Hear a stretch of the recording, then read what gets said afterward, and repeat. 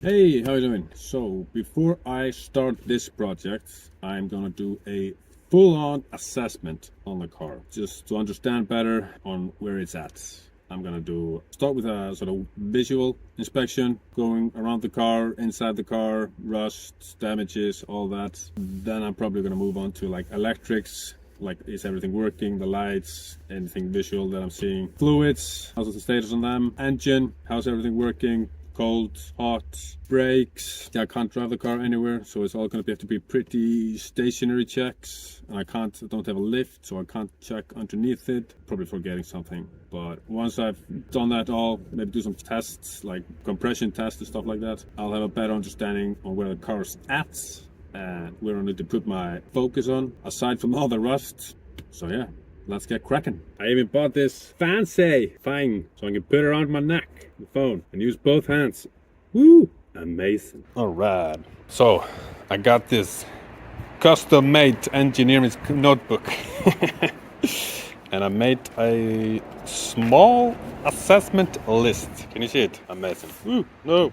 First off, vehicle documentation. Check the VIN number, engine number, transmission number, photographs of all exterior angles, engine bay, trunk, and undercarriage. That's going to be tricky, but we'll see what I can do. Interior, dashboard, seats, carpets, headliner, anything else. Document any visible damage or rust areas. Once I have that, we're gonna go on to the general visual inspections. Body panels, the glass and seals, chrome trim and bumpers, frame and chassis. Again, tricky bit, but we'll see what we can do. We're gonna check the wheels and tires, seats, belts, carpets, and lastly, dashboard and console. So, the first bit, record the numbers, all the numbers. It's handy, I got this book here. MGB Service Guides. And in that, if you're not sure where your numbers are, for the MGB, early, I believe. Number 1, car number, that's here. Commission, engine number, that's on the engine, stamped on the left-hand side of the cylinder block. Gearbox, that's obviously on the gearbox. Overdrive unit, number 5. Rear axle number, and here you can see more details, photos. And then for the later models, it's a bit different, but engine number is on the right-hand side of the cylinder block in this case. Alright, let's assume that's done. That's quick and easy. Check. What was the next bit? Take photographs of all exterior angles. What I'm thinking. The classic 3/4, I think it's called. Boom. Maybe a side as well. Boom. Front one. That's alright. This. All exterior angles. Engine bay. How's this? Zoom in a bit. There we go. Amazing. Trunk. Boom. Undercarriage. Let's wait. Check. Interior. Dashboard. Seats. Carpets. Show dashboard. It's probably best if we go here. From this angle. My God. Here we go. Seats. Let's go do the back one.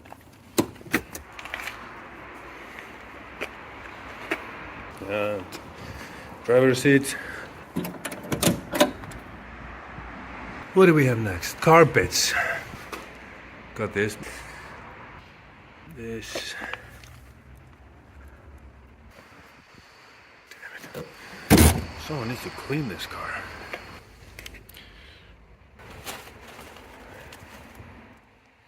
Let's take these ones. A couple of detail shots here. The headliner. How are we gonna do this? Oh, mamma mia.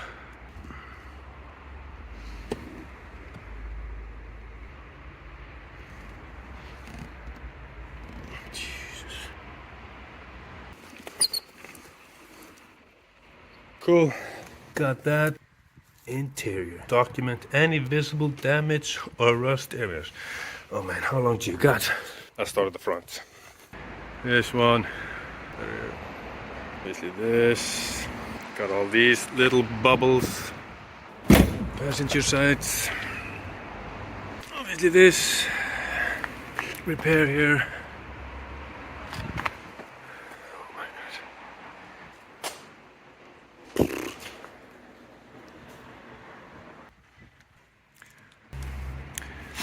this was pretty bad. Here we go. It's not looking good. The door is getting pretty bad.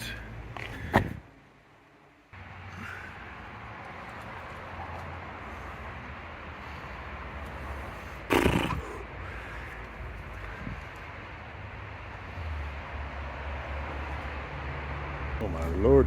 Don't tell me you're already starting to regret this.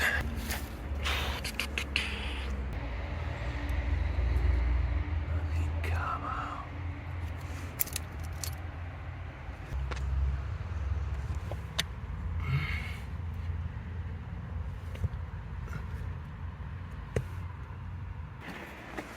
What's this?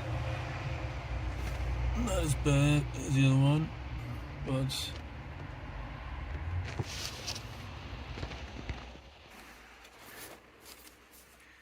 document any visible. Yeah. That's done. Next up, general visual inspections. Sort of done it. Alright, so we finished the inspection. Next up, I was planning on checking the fluids, engine, coolant, brake. I've written down also the gearbox and differential oil, but I don't think I have access to it, or basically you can't check the levels. You can only like empty it or fill it, so I'm gonna have to double check that. Then after that I am gonna check the suspension and steering, the shock absorbers, the springs, if there's any play in the steering, and wheel bearings, and maybe tie rods, ends, and stuff like that. So yeah, let's get to it. Job number 1, check the engine oil.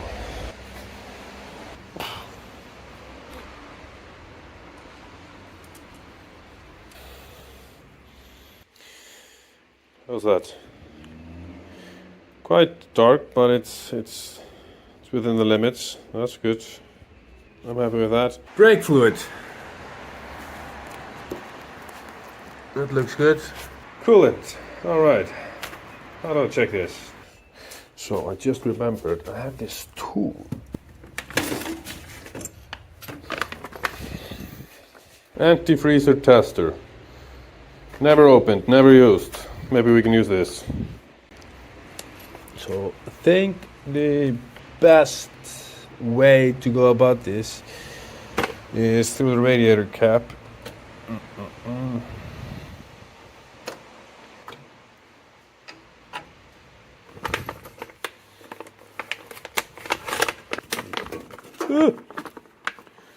What's that? The instructions.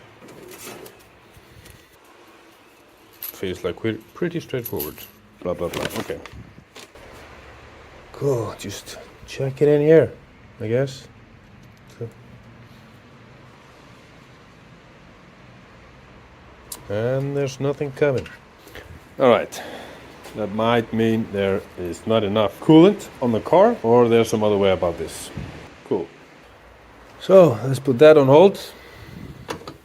Gearbox differential. That's not gonna happen. It was a simple test on the steering. I'm just doing like this. You can see the wheel moving, so not a lot of free play, I think. Is that good enough for a test? I don't know. We'll do it for now. Alright, let's check.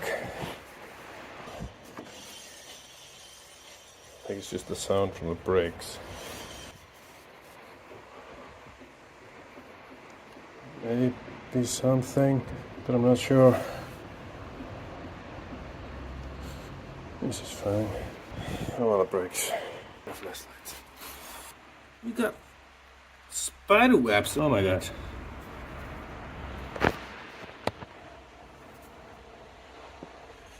Bit rusty, but there we go. See? There it is. I think it's, yeah, it looks good. The discs are a bit rusty, but that will go away. Plus, everything's fairly new, so it should be fine. As we can see, new tie rod end that I replaced. New caliber and everything. Possibly some leakage or something here. Maybe something here as well. How's this system? Wait, Is this like the shock absorber system? I need to study this. Interesting.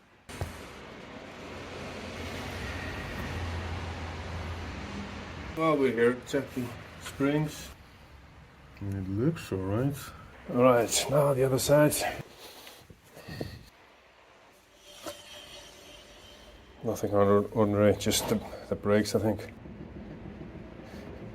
It's a little bit better here. Maybe something when I do this. Let's see what can we see here? Similar as before, some leakage there. These are all dry. Spring, looking alright, I think.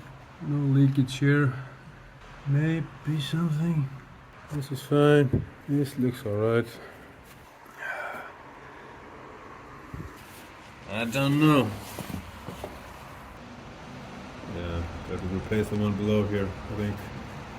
Alright, so the next thing is the electric system. Gonna check the battery, the lights, and indicators, side outside, and gauges, and instruments. Probably going to do that once after I start the car. And wiring, check for corrosion, the fuse box, stuff like that. I'm also gonna check the engine. Start it, listen, anything rough, anything knocking, warm. I'm gonna check the oil pressure, both on idle and at 2000 RPMs. I'm gonna attempt to do a compression test for the first time. Maybe if I'm able to do a little test of clutch and the brakes, we'll see what we have time for. Cool. What was the first thing? Battery. One thing that is annoying is the access to the battery, which is like underneath the back seats, which is not great. You have to take it all out. So one idea is that I've had is come up with some system so I can track the voltage without taking everything out. Let's see this. What are we talking? 12.445. That's good. Happy with that. So next up is double checking all the lights. Got the ignition. Not sure if you can hear it, but we can. The fuel pump pumping. Indicator, right side. That's blinking at the back. And the other side. Not blinking. Blinking. Sort of.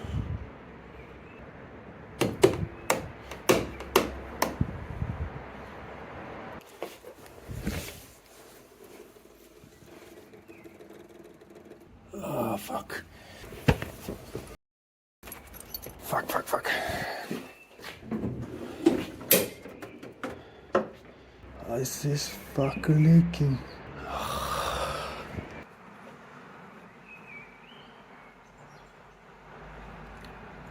think this one is leaking. Oh, where is it?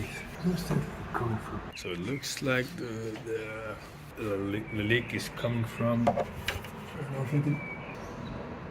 There, this. From the float into the carburettor. This is where the leak is happening, I think.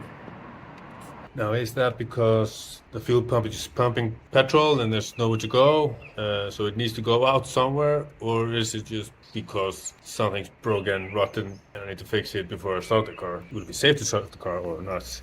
Don't know. Let's try to start it and see what happens.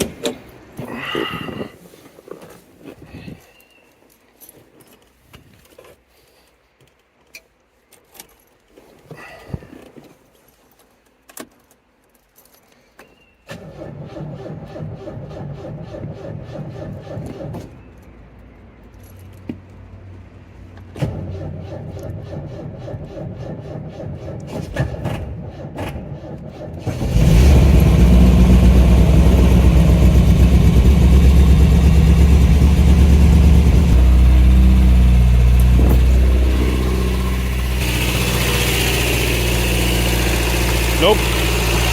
Don't like that.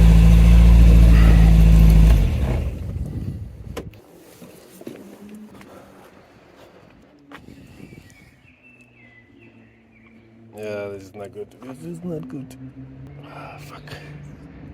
So yeah, I guess that means we can't check the gauges if they work. We can't measure the oil pressure or do a compression test. Can't check the brakes or the clutch. Guess that means we're done for now. Now I just have to decide what next.